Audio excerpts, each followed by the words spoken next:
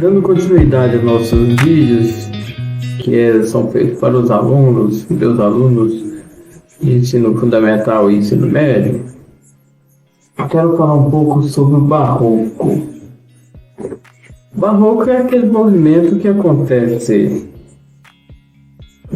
depois do período maneirista e já a partir do período maneirista, que vem o Renascimento.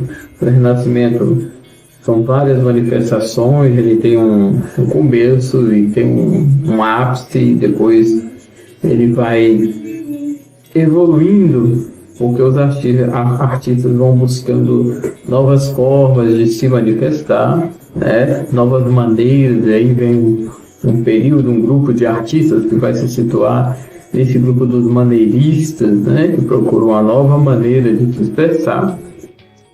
E já quando vem todo o movimento da Reforma Protestante, a Contra-Reforma, o movimento de Contra-Reforma, nós desemboca um novo estilo, uma forma bem mais peculiar de apresentação dos artistas plásticos e suas obras, que a gente vai denominar de barroco europeu. Eu digo barroco europeu porque existe o barroco tardio, o barroco brasileiro, que as características são completamente outras do que do barroco europeu, principalmente no que diz respeito às pinturas. No barroco europeu, eu gosto muito do artista Caravaggio. Eu como muitos somos muito fãs de Caravaggio, porque ele é o que melhor demonstra, é o que melhor fica patente o que é o barroco, né? Composição em claro, escuro, aquela coisa do teatral, de colocar um foco especificamente num determinado personagem, ali dirigir toda a luz, e aí vai escurecendo os personagens ou menos importantes.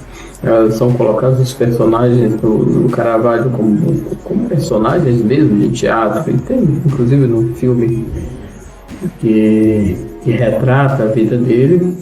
Você vê que ele monta praticamente os cenários com os atores, né, que ele contrata, ou que ele paga, que ele pega ali na cidade mesmo e monta no estúdio dele, praticamente uma peça teatral, pinta aquela cena e produz o quadro, né? Então essa coisa teatral, exagerada, né? Esse contraste de luz e sombra que é muito característico do barroco e expressa bem reforma e contra-reforma. E aí tem a ideia de que existe o bem e o mal, e na contra-reforma os reformistas estão dizendo que os católicos são o mal, e os católicos estão dizendo que os reformistas que são o mal. Então, na verdade, há uma luta filosófica aí para definir quem é que ganha o espaço do coração dos fiéis, e aquele que sabe mais ou está mais correto em relação às escrituras. Mas esse não é o nosso foco. O que importa é que na arte e na pintura, isso no barroco vai ficar muito claro. No barroco de Caravaggio, não é em todos os artistas do barroco. Eu gosto muito de Caravaggio porque ele expressa isso, essa dualidade fica muito expressa na obra dele. Agora já não aparecem outros artistas que são também do período barroco, não necessariamente italiano. E aqui tem um artista que eu gosto muito, que é barroco também, só que um pouco diferente. É o Rubens. Essa aqui é a dança dos camponeses, a dança dos campesinos. O que é importante nisso? O claro escuro? Sim, há o claro escuro. Você tem uma faixa bem iluminada, você tem aqui uma pequena parte de sombra, mas o que mais chama a atenção dessa obra é a movimentação. Então, os camponeses estão todos aqui se divertindo, dançando, uma espécie de quadrilha, uma dança circular. Tem um cachorro se movimentando. Esse movimento todo que você vê, que é uma dança, e você sabe que é uma dança porque há um sujeito sentado num galho, na árvore, tocando uma espécie de flauta, e ele vai tocando, e eles vão dançando em círculo, o cachorro está acompanhando, e você consegue acompanhar, olhando personagem por personagem, o que está acontecendo. Tem até um enredo aí, um flerte entre alguns personagens, né? Então essa é uma das expressões, uma das coisas que vai surgir no barroco, e o maneirismo já procurava, que era também a noção de movimento, era a tentativa de capturar o movimento, um determinado movimento parado no espaço, mas que o artista pudesse mostrar ao espectador, a quem está vendo a obra, que deixar claro para ele que há uma noção de movimento, um movimento que vai continuar, que começa de algum lugar e vai até um outro lugar. Eu acho que várias expressões são feitas nesse sentido. O estudo de Botticelli já lá atrás tentava fazer isso. Ao ver aqui, isso aqui é a obra Três Graças, também do Rubens. Não há tanto movimento como na dança dos camponeses. Esse é um quadro de 1736, 38, feito em óleo, madeira, está no Museu do Prado.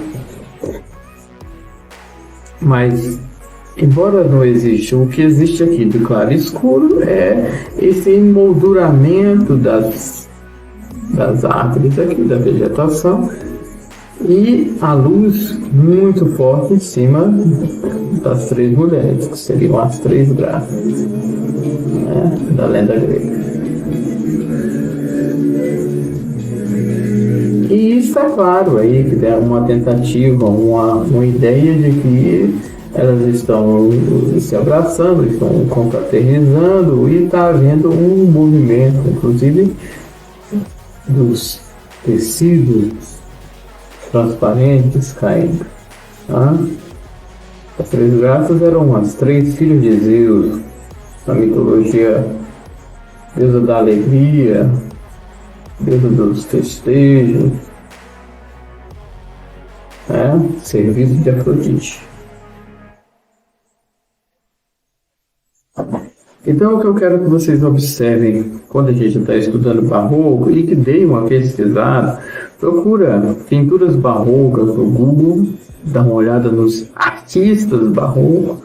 Barrocos são vários, né? Alguns são mais importantes, mas vocês vão observar que o barroco ele não se situa somente na Itália, ele caminha, né?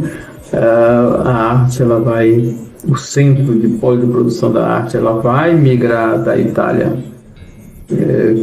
ficou dominada durante o Renascimento todo, até por conta de Roma, do domínio do Papa, vai migrar da Itália para a França, depois vai se situar na França durante um bom tempo e só sai da França mesmo, como polo irradiador das artes, para vir para os Estados Unidos. E isso a gente vai acompanhando ao longo dos nossos trabalhos, tá certo? Dá uma olhada lá no grupo do Facebook, nossa sala de aula fechada lá para os alunos que são matriculados naquela turma, para que vocês olhem, vejam vídeo de outros artistas, de outros professores que tratam do assunto, e aí vocês podem reforçar todo aquele conhecimento que a gente trabalha em sala de aula. Mais uma vez eu repito, conhecimento é para você ter, para você usar, para vir. Não se preocupe tanto com tirar nota, assistir o vídeo para ter nota. Você tem que assistir o vídeo para que você tenha conteúdo. Em qualquer lugar que você precisar, você possa usar esse conteúdo. Seja na sua vida profissional, na sua vida familiar, para você ter assunto para conversar com amigos, pessoas que visitem a sua casa, e você seja sempre mais ilustrado, seja uma pessoa mais interessante porque a sua variedade de conhecimento é que vai demonstrar isso, tá bom? Hoje a gente fica por aqui e a gente se vê lá no grupo.